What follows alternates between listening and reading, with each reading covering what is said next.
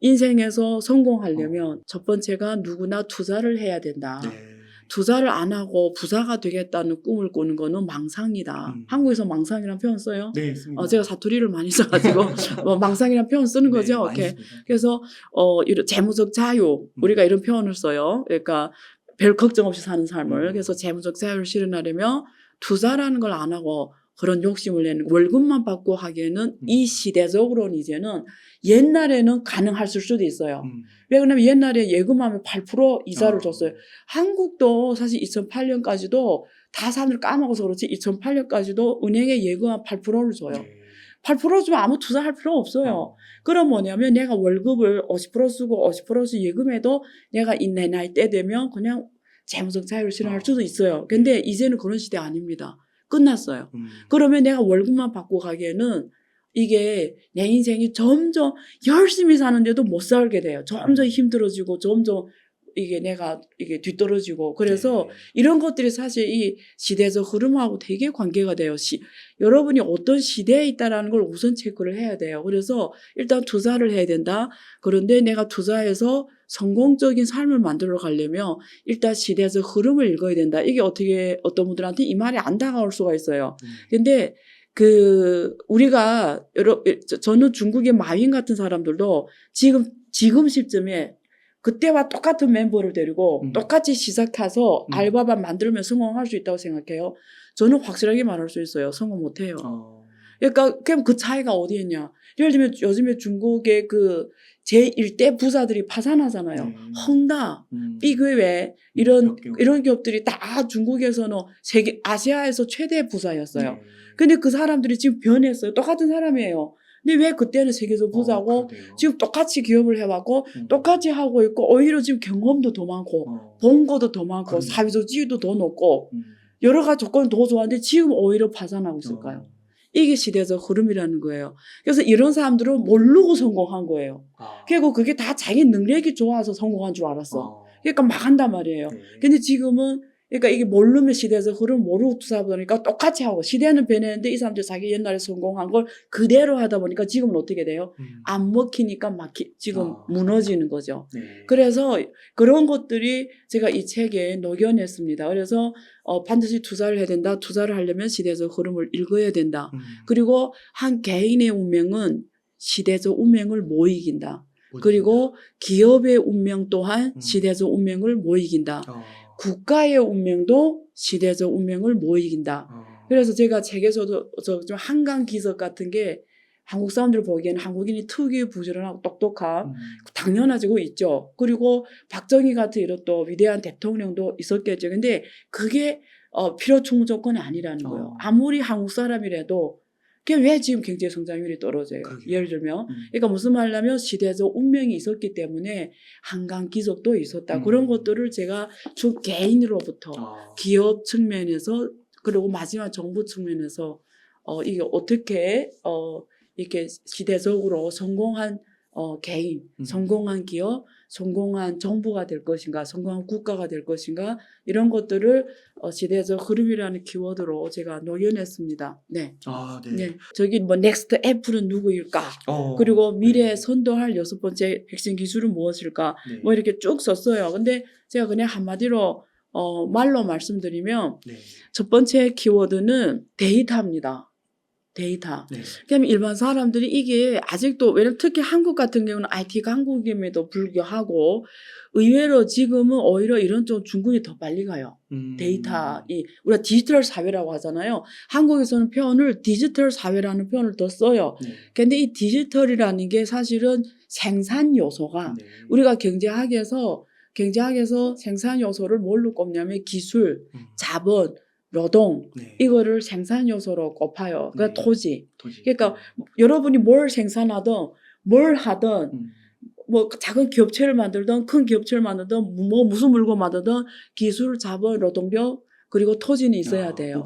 꼭 있어요. 이거 생산 요소라고 해요. 우리가 경제학에서. 근데 디지털 사회가 온다. 이러면 우리가 살아왔던 세상하고 뭐가 다르냐. 사실 우리는 이미 디지털 사회를 살아가고 있습니다만 근데 디지털 사회라고 했을 때는 생산 요소가 하나가 더 추가돼요. 플러스 데이터인 거예요. 그러면 앞으로 기술, 자본, 노동력, 토지 플러스 데이터가 생산 요소가 된다. 그러면 그럼 생산 요소 되는 거 알겠어. 그게 또 그게 뭐 실제는 어떻게 또 다가오지? 잘 안 다가오잖아요. 저는 경제학을 했기 때문에 이 말 탁 들으면 탁 들어오지만 일반인들은 다 경제학 한 건 아니기 때문에 그럼 이게 무슨 뜻이지? 그럼 우리가 일상인으로서 일반인으로서 디지털 사회로 가는데 그럼 우리가 개인으로서 도대체 그럼 어떻게 데이터가 핵심 요소라고 했는데 나한테는 어떻게 적용되는 거야? 이렇게 된단 말이에요. 그래서 제가 이 책에다가 이런 말을 썼어요. 4가지 현대화. 한국에서는 사실 현대화라는 표현을 잘 안 쓰지만 중국에서는 현대화라는 모더라이즈 많이 써요. 모더라이즈 그러니까 이런 표현을 많이 쓰는데 우리가 데이터화, 자동화, 모바일화, 스마트화 이거 4가지 화를 말해요.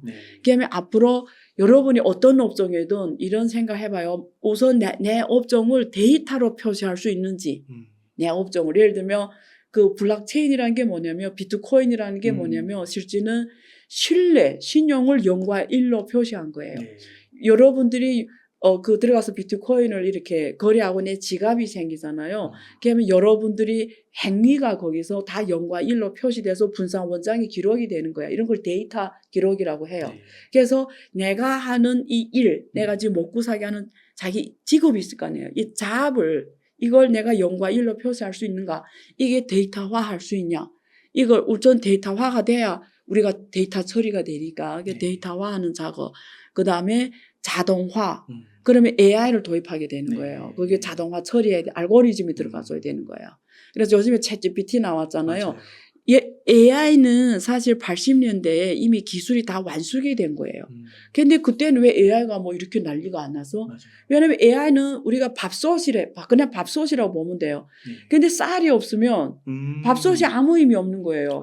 데이터가 없으면. 예. 근데 왜 AI가 이제 와서 꽃을 피냐? 아. 이제 대부분 다 데이터로 표시된 거예요. 그러니까 그 AI하고 지금 데이터가 만나가지고 폭발적으로 성공한 게 대표적인 사례가 챗GPT인 거예요. 그래서 챗GPT가 왜 80년대 안 나고 이제 나왔을까? 이제 데이터예요. 근데 그거 들어보셨죠? 챗GPT도 헛소리를 많이 하잖아요. 저는 사실 근데 그게 그래요. 그 챗GPT다가 어떤 숫자적인 거 물어보면 일반인들은 모르기 때문에 그 챗GPT가 답한 게 진실인 줄 알아요.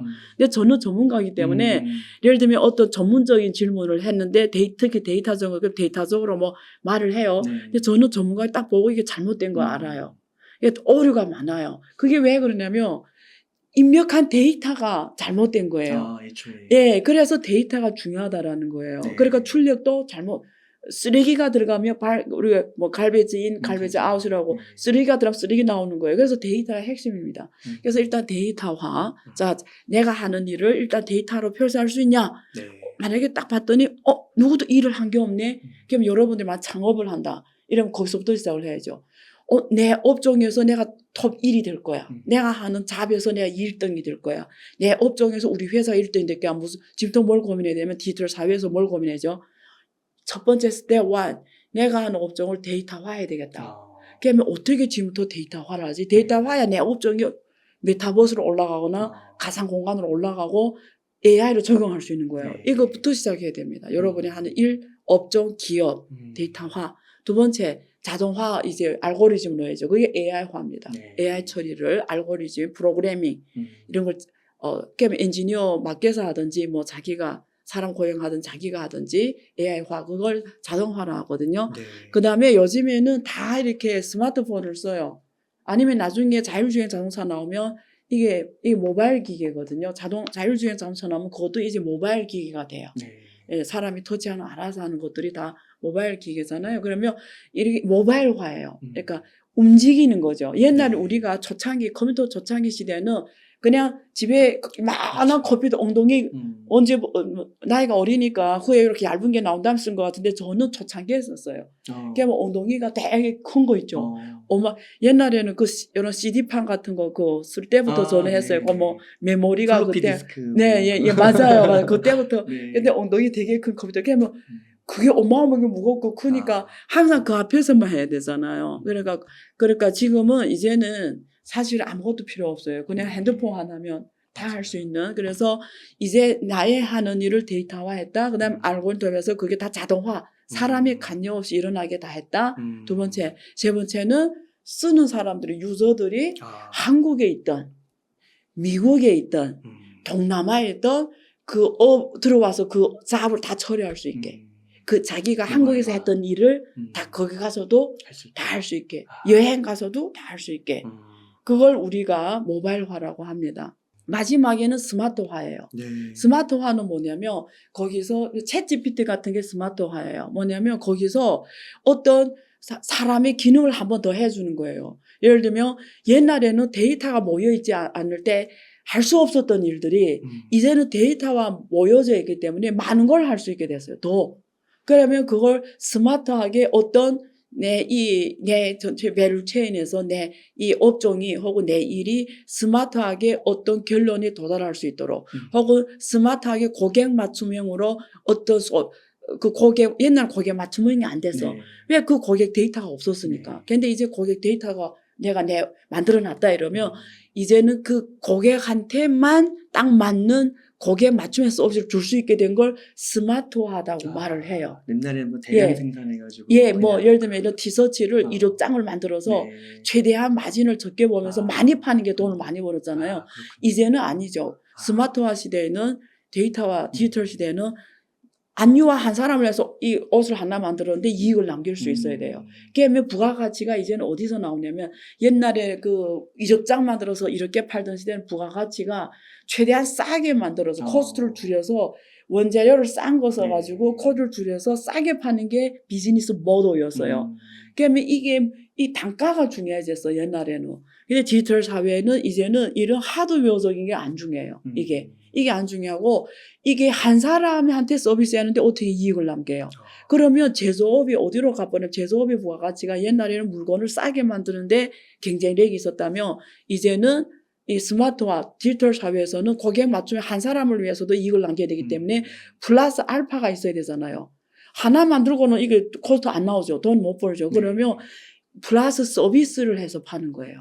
그래서 앞으로 제조업도 이제는 이게 순수 하드웨어적인 제조업이었는데 이제는 이게 소프트웨어적으로 점점 간다라는 거예요.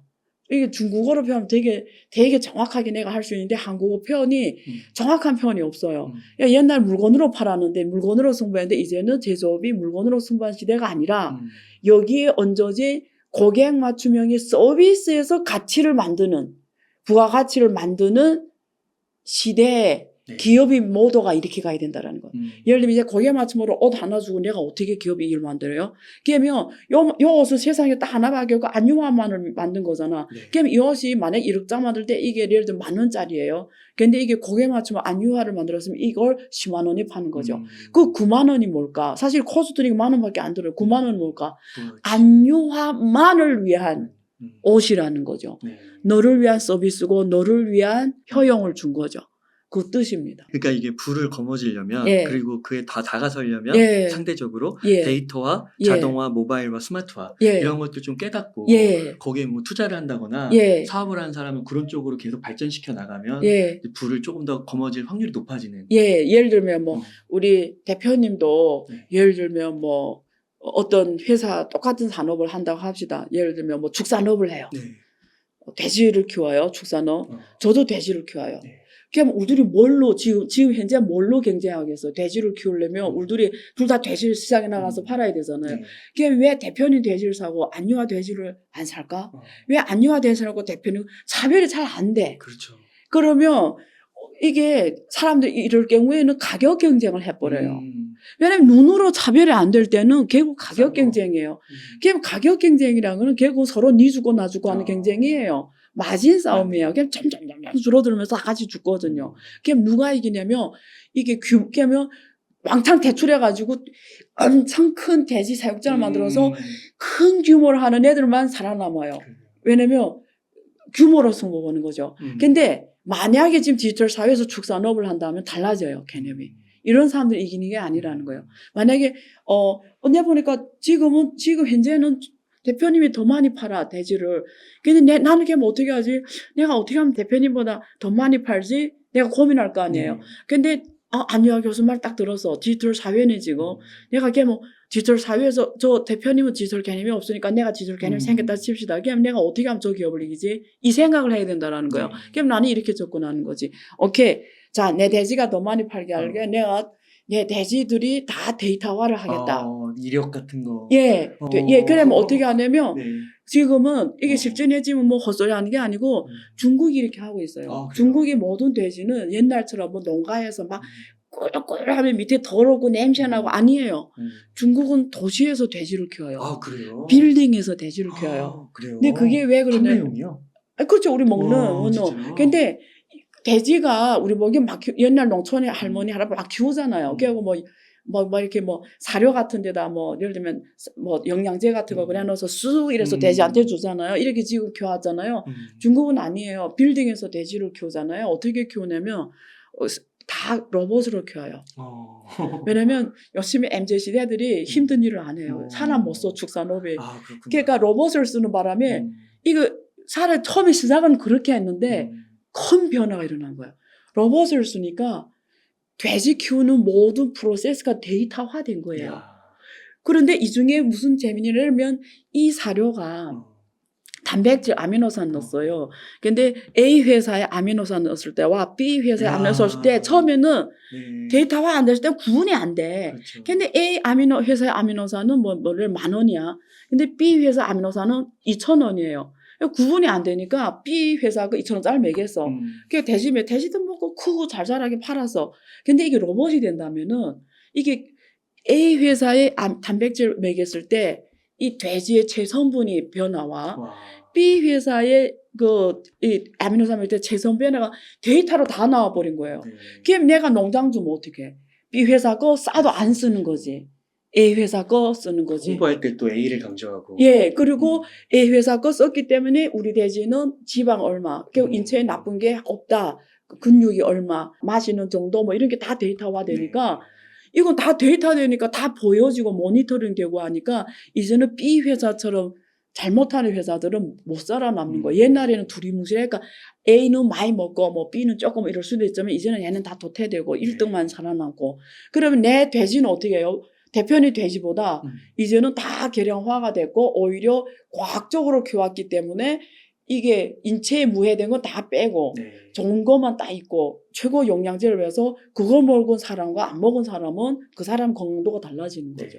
예를 들면 이런 면에서 내가 하는 축산업이 대표님 벌써 한 단계 나는 첨단 착산업을 하고 있고 여기는 전통 축산 나를 못 이기는 거죠.